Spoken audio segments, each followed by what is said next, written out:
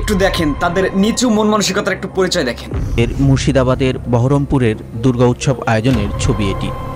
প্রতি বছরই এই মণ্ডপে দুর্গা উৎসবের আয়োজন হয়ে থাকে, কিন্তু এবার এই মণ্ডপটি বিশেষ কারণে আলোচনার কেন্দ্রবিন্দুতে। আমাদের পার্শ্ববর্তী একটা দেশ যাদের নাম নিতে মুখে লজ্জা হয়, আসলে এখন কি বলবো, একটা বলার একটা ভাষার মতো একটা জিনিস থাকে, সে ভাষাটা হারিয়ে ফেলেছি।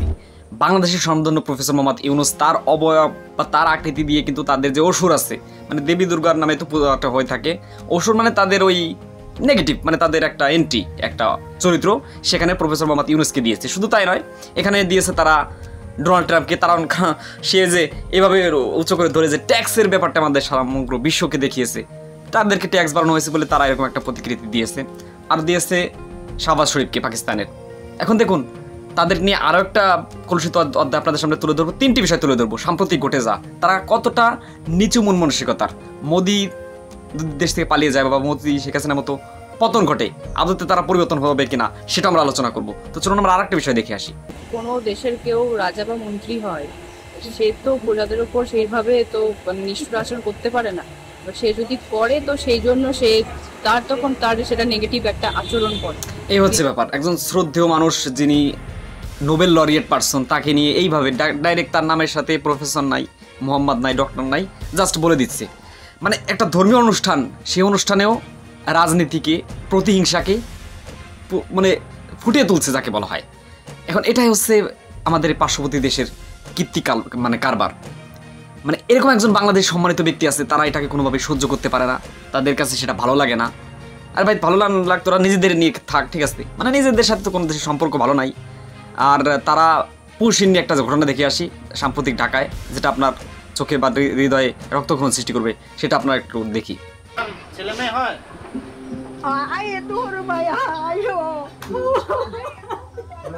এটা আসামের ঘটনা, বাংলাদেশে। 4 মাস পর পরিবারকে খুঁজে পেলেন সখিনা বেগম।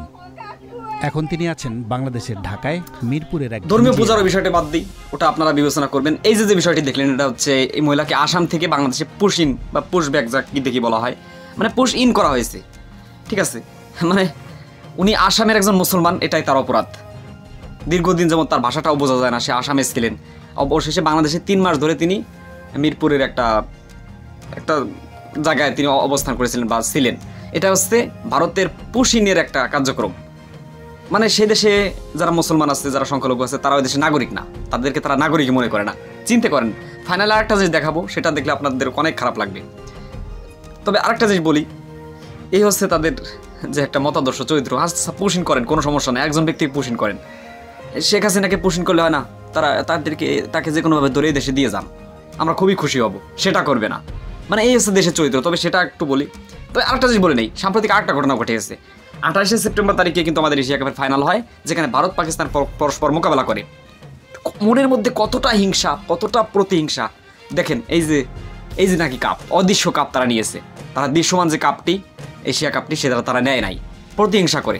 মানে তারা এটাই মেসেজ দিচ্ছে যে আমরা আমাদের কোনো এন্টি দেশের কাছ থেকে কোনো পুরস্কার গ্রহণ করব না, বা আমরা এত পুরস্কার পাচ্ছি, আমাদের পুরস্কার লাগেই না। এই হচ্ছে একটি দেশের চরিত্র। আসলে এটা বললে কি হয়ে যায়, অনেক অনেক কথা আসে। বাংলাদেশের রাজনৈতিক দল আওয়ামী লীগের সাথে তাদের যথেষ্ট মহরদম সম্পর্ক, তাদের ছাড়া তারা চলতেই পারে না। তারা ওই দেশে গিয়ে আবার ঘাঁটি করে, কমিটি গঠন করে। এই যে 3টা ঘটনাতে দেখালাম, তারা কতটা নিচু মন মানসিকতা। তারা মানে টোটাল, আমি দেশকে বলছি না, দেশের মধ্যে ভালো মন্দ মানুষ থাকে, তবে most of the person that's. এই হচ্ছে ব্যাপার স্যাপার। 3টা ঘটনা আমাদের দেখালাম, সাম্প্রতিক ঘটনা। একটু চিন্তা করে দেখুন, একটু মগজ, মানে কথা বলার ভাষাও হারিয়ে ফেলেছি, একটু মগজ দিয়ে একটু যাচাই করুন যে আমাদের পার্শ্ববর্তী দেশটার চরিত্র কি, তারা কি চায়। এখন সেটা বলে আমাদের আজকের অনুষ্ঠানটি শেষ করি। অনেকেই বলে থাকে যে যদি দেশের সরকার ব্যবস্থা পরিবর্তন হয়, উগ্র হিন্দুত্ববাদী মোদির বিজেপির পতন ঘটে, মানে বাংলাদেশ এবং মানে ওই সমস্ত দেশে বাংলাদেশের মধ্যে একটা পতন ঘটে, নতুন সরকার আসে, তাহলে কি পরিবর্তন হবে? তাহলে কি আদতে ভালো হবে? মোটেও হবে না। আর একটা পক্ষ আছে, আপনারা জানেন, ইন্দিরা গান্ধী পরিবারের যারা ছিল, তার নাতিপুতি যে রাহুল গান্ধী, সোনিয়া গান্ধী, বর্তমানে যারা আছে, ওই গান্ধী ফ্যামিলি যারা, তাদেরকে আপনি ভালো মনে করেন? শেখ হাসিনার সাথে মোদি যতটা সম্পর্ক না, তার থেকে এই গান্ধী পরিবারের সাথে আরও ডাবল বেশি সম্পর্ক। আর কিছু বললাম না। যাই হোক, গাজওয়াতুল হিন্দ নামে একটা জিনিস আসবে, মুসলমানদের উপর অত্যাচার, নির্যাতন, এই নানামুখীভাবে কিন্তু চালানো হচ্ছে। প্রত্যেকটা ক্ষেত্রে ধর্মীয়, ইসলাম এগুলো সম্পৃক্ত। পূজার ক্ষেত্রে ঘটনা বলেন, পাকিস্তান একটি মুসলিম কান্ট্রি সেটা বলেন, বা ইসের ঘটনা বলেন, ওই যে মহিলাটা মুসলমান হওয়ার তার অপরাধ, তাকে এই দেশে পোষণ করে দেওয়া হয়েছে। আর পোষণ করতে হলে শেখ হাসিনাকে পোষণ করেন ভাই। যাক, অনেক কিছু বললে অনেক কিছু কথা আসে। সবাই ভালো থাকবেন, সুস্থ থাকবেন। এই দেশটার প্রতি একটু নলেজটা খাটাবেন।